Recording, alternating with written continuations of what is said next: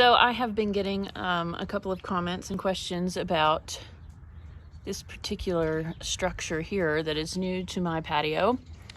It originally was just the main frame here, and this small door was on the other side.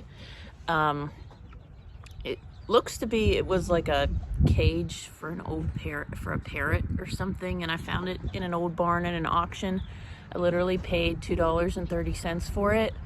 And it had wheels on the bottom too, but they were kind of roached, so I put new wheels on. I moved this door over here, and nothing is square, and I can't even cut a straight line, so it's off. And then from what pieces that I had left from wood scraps and pieces of the clear plastic, I did a top door.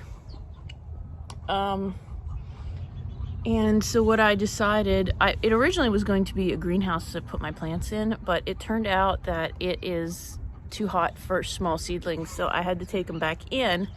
And what I did was I put my first batch of chicks in there, which are the Americanas and Starlight Green eggers. So they are fully feathered and they are almost ready to go to the big coop.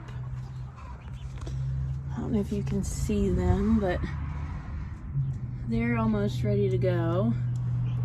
And then up here, I have the second batch of chicks that I just put in here this morning. And they are not feathered, not fully, hardly at all. But this gets well over to be 100 degrees or more.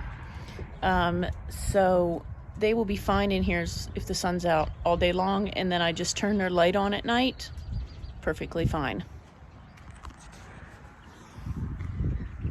And these are Midnight Magic Morans, some speckled Sussex, copper comet, golden comets, and Isa Browns.